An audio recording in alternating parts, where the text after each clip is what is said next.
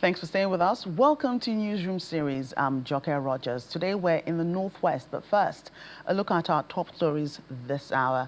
The federal government is meeting with the National Association of Resident Doctors in a bid to avert the association's planned strike action. The meeting, chaired by the Chief of Staff to President Bola Tinubu, Mr. Femi Gbajabiamila, is taking place at the State House in Abuja. The Minister of Labour, Minister of Health, Minister of Finance and other relevant government agencies and medical bodies are also in attendance. NARD had issued a warning to embark on a strike action from August 10, 2026, calling on the federal government to urgently implement the terms of a previously signed Memorandum of Understanding to maintain industrial harmony and safeguard the survival of Nigeria's healthcare delivery system. It warned that failure to meet these terms will result in a total, comprehensive and indefinite nationwide strike across public health facilities in the country. The National Economic Council has approved the refinancing of the $3.3 billion Project Gazelle pre-export finance facility through a new $4.5 billion facility named Project Gazelle 2. The approval allows NNPC Limited to refinance the outstanding balance of approximately $1.5 billion under the original 2023 facility, while unlocking an additional $3 billion in liquidity to strengthen the country's external reserves, support ongoing fiscal and infrastructure priorities of government. The NEC observed the significance of the unlocking additional liquidity to the Federation, among other benefits, pledging its support for the actualization of the initiative. As many Nigerians would know already, the NNPC Limited entered into an arrangement under Project Gazelle for a $3.3 billion facility, for which 90,000 barrels of crude oil per day was committed. Now what has happened is, in a way to find means of reducing the cost of those facilities, Project Gazelle 2 facility was presented to Council for approval, which would enable NNPCL to be able to embark on a $4.5 billion Project Gazelle 2 facility. Now, about $1.5 billion of the original 3.3 remains outstanding. So the 4.5 billion would settle the 1.5, and that provides additional facility of $3 billion for the Federation. Not only that, the number of committed crude will reduce from 90,000 barrels a day to 78,750. That's a reduction of 12.5%.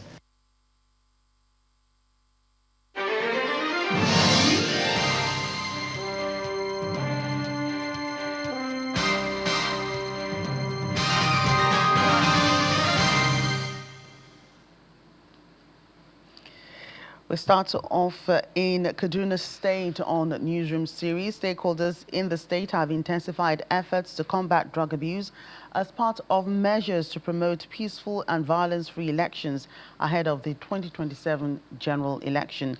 The Tinubu Ubasani Mobilization Network launched the grassroots sensitization campaign aimed at educating young people on the dangers of substance abuse and discouraging their involvement in electoral violence. As political activities begin to gather momentum ahead of the 2027 elections, stakeholders in Kaduna State believe tackling drug abuse among young people is critical to ensuring they are not used to disrupt what could otherwise be peaceful and credible polls. Against this backdrop, the Tinubu Uba Sani Mobilization Network is flagging off a statewide awareness campaign under its Tinubu Uba Cares initiative to educate youths on drug and substance abuse and being used as instruments of violence. So we are starting it as a flag off in Zone 2, which is Kaduna, which is the state capital. We shall do the same in Zone 1. We shall do the same in Zone 3. And then we shall cascade it into local government by local government. This is because we want to have a drug-free state in Nigeria. The campaign, organized in collaboration with the Kaduna State Substance Abuse and Mental Health Agency and the Ample Minds Drug Abuse Awareness Campaign, also draws health professionals, representatives of the National Drug Law Enforcement Agency, and community leaders. Speakers at the event stressed that drug abuse remains a major public health and security challenge, particularly during elections. Now in Kaduna, if you use drugs and you have a problem, you are not a criminal, you are a patient. You are not somebody we want to lock in a prison. You are somebody we want to help to get your life back. The goal of this agency is that everybody who feels like they are tired of this life of drugs must be given a second chance. We will not encourage youth to abuse drugs. We will not encourage youth to do any negative thing in the society. And it is only in Kaduna State that we have an agency that handles mental health of its people. And we are proud to have that. And this agency is supporting this government in ensuring that it changes the narratives when it comes to mental health.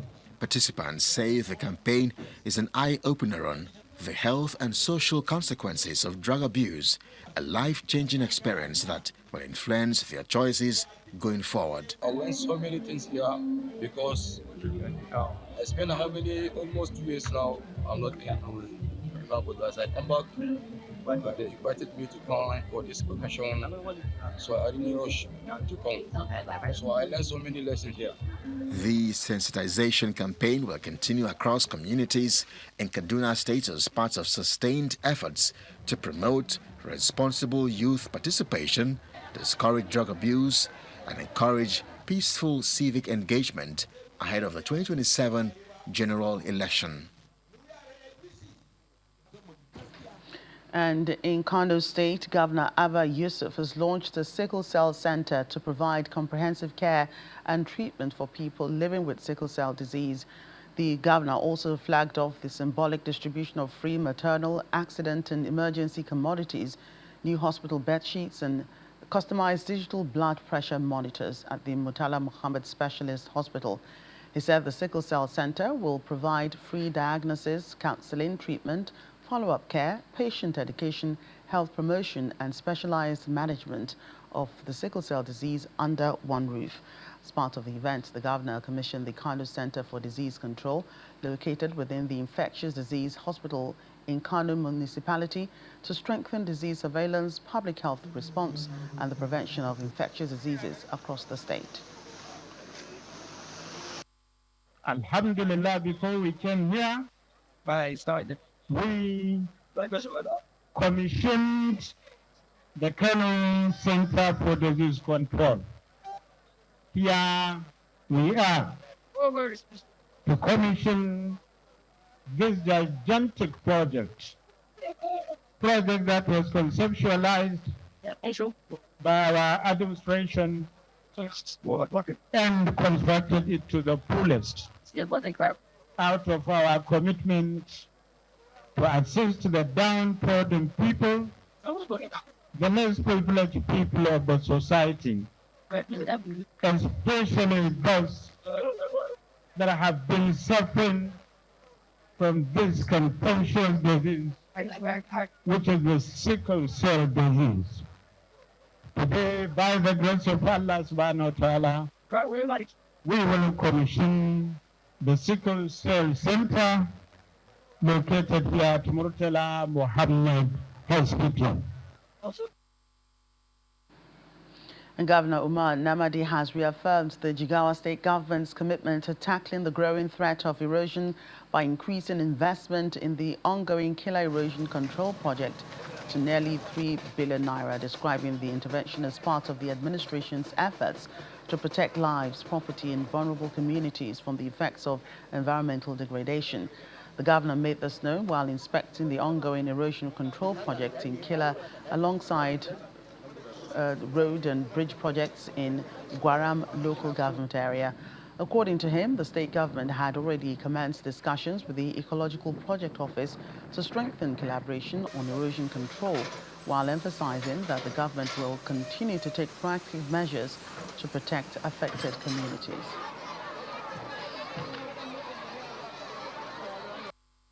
Well, you see, gully erosion is a serious threat to land and also to families and also to towns. You have seen what we are doing in Kila town. This is a settlement and one of the oldest settlements in this emirate. And for over a decade, these people have been threatened by gully erosion, in fact, almost consuming more than half of the town. Now today you have seen the work that is going on there, and what we have seen, we are very happy with the progress of the work. The peeling and then the drainage system is going very well, and I have already instructed that yes, the peeling should be increased, and also in the drainages that there should be additional stones peeling.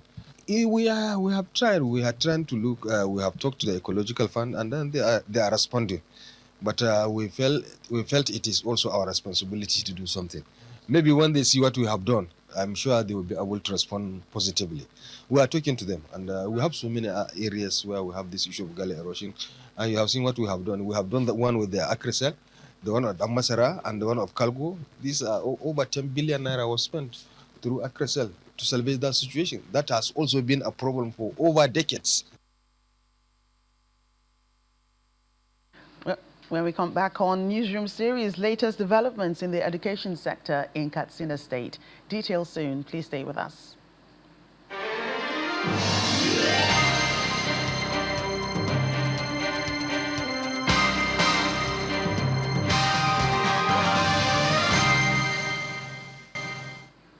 Welcome back. In Katsina State, the government is stepping up efforts to improve learning outcomes by investing in teacher development and promoting practical education.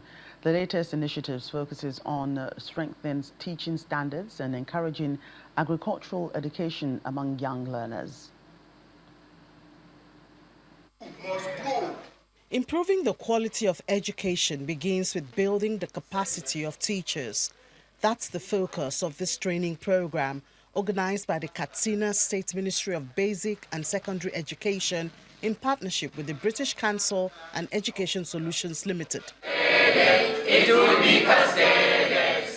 The program is designed to strengthen English language proficiency among teachers and principals while enhancing leadership and school management skills. You remember the declaration of the minister recently that we should actually go back to using this global language. Yes, the mother tongue can be used for convenience, and it can also be used as a necessity.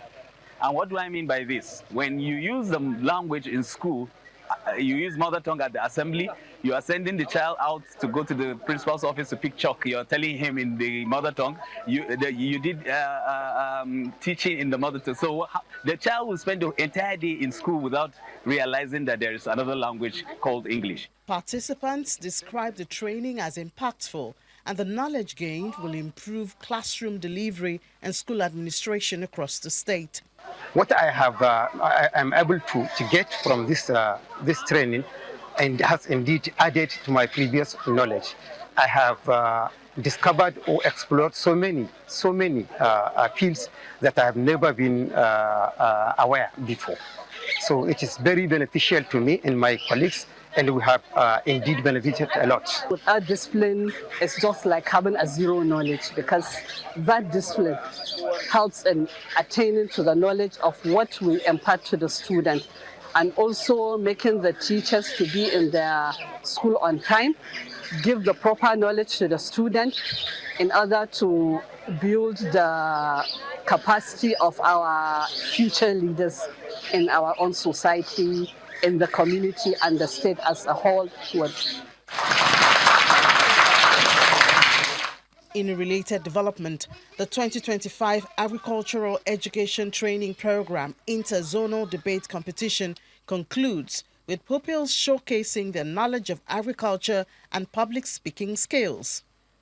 Daura Zone emerges overall champion after defeating Katsina Zone in the grand finale on the motion "Crop farming is more profitable than poultry farming." We are going to do it either partially or timely, so that we will give opportunities for our teaming youth As it was said during the quiz competition, Kaduna State is well known for producing champions of international standard. The Katsina state government says that the combined investment in teacher capacity development and practical learning is aimed at raising education standards and preparing learners with the skills needed for future success.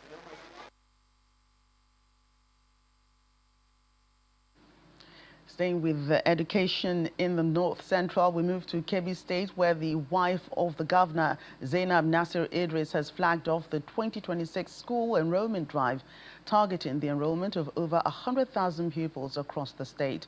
The campaign was launched in Miyama local government area and is aimed at increasing school enrollment, particularly among young children and adolescent girls.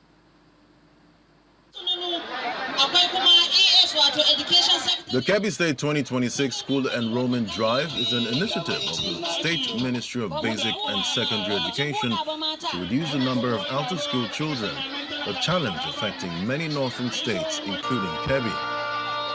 The Commissioner for Basic and Secondary Education, Professor Halima Mohammed Bande, says the program targets both boys and girls, as well as adolescent girls who dropped out of school to ensure they complete their education.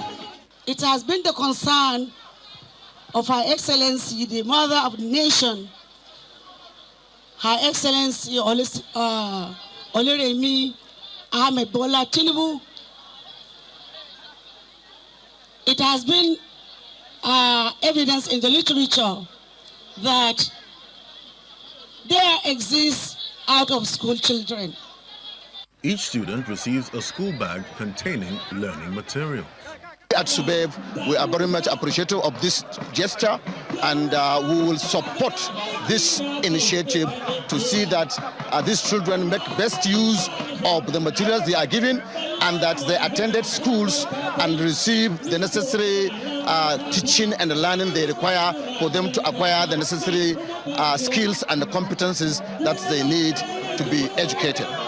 Traditional rulers are giving the responsibility to identify out-of-school children in their communities and encourage their return to school in support of the state government's education agenda. We know that the governor is a teacher, and he shows us that he's a teacher because of the contributions he's given to the education. These items, we assure we traditional rulers, they use it according to the way that is good. Nobody will tamper with it unless our children benefit on it, by grace of God. The Kebbi State Governor's wife, Zainab Nasir Idris, who officially launched the initiative, says sustainable development cannot be achieved without an educated society. She calls on parents and community leaders to prioritize the education of every child. I'm here with educated women. We have a female commissioner for education who is well educated. We also have female permanent secretaries as well as the party's women leader, all of whom are here with me. If they were not educated, no matter how much we want them to occupy these positions, they will not have been able to do so. Mrs. Nasir Idris also uses the occasion to empower parents of the enrollees and other women with a cash grant of 20,000 naira each to support their businesses and encourage children's education. And the Kano state government has responded to the outcry of the public concerning the land-grabbing activities of Government Girls College, formerly known as the Women Teachers College, Kano. The State Commissioner for Land and Physical Planning, Mr. Abdul Jabbar Umar, led an inspection team to the site to seal all illegal occupants within the premises.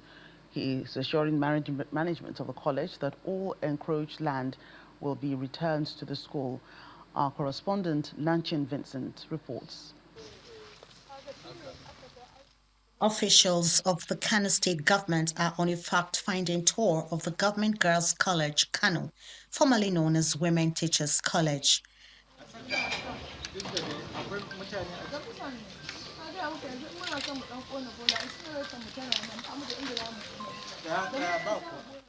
Their visit to the 52-year-old school follows complaints filed by the Old Students Association and the Parent Teachers Association over alleged encroachment of the school property by some developers.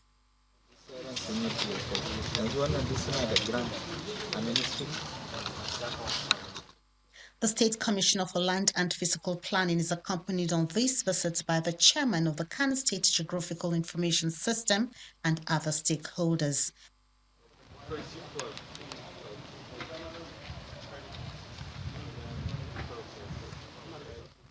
They inspect the land in contention, which is already occupied, while other parts are still being developed.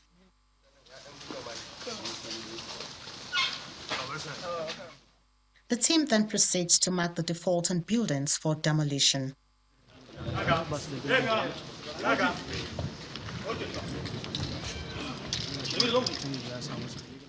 WTC Kano, which occupies a large expanse of land. We could see that the lands have been subdivided into more than or about 100 plots by individuals who have bought into the pieces of land to build homes. Most of them are illegal structures. They were carried out years ago, and we have stopped them, as you have seen, and we are also in the process of going into the records to check and verify the ownership status with a view to revoking and returning these lands to the WTC. A stop work order is also issued to those still developing parts of the land. The state government promises to ensure the school land is restored. We are instructed as usual. Yes. We stop the building. You can see we exmarked the building. Yeah. That is the first thing we started. And the next government will, sit and see what we can do the next. Because we need to follow all due process before we do anything. Last 32 years, as I am saying, I'm here as a teacher. The school is not like this. It is a very, very, very conducive environment for learning. But nowadays, encroachment have eaten everything. So, alhamdulillah, for having such kind of people that are governing us here in Kano, the executive governor with all his cabinets and the honorable commissioner, we are sure and we are certain that, inshallah, everything possible will be done to bring back the glory of the college. According to the State Ministry of Land and Physical Planning, the administration of Governor Abba Yusuf has sealed more than 300 properties as part of efforts to ensure proper land documentation, enforce planning regulations, and recover public lands from illegal occupation. From Kano Commercial City, Nanchin Vincent, Channels Television News. And that's Newsroom series. Thank you for watching. I'm Joker Rogers.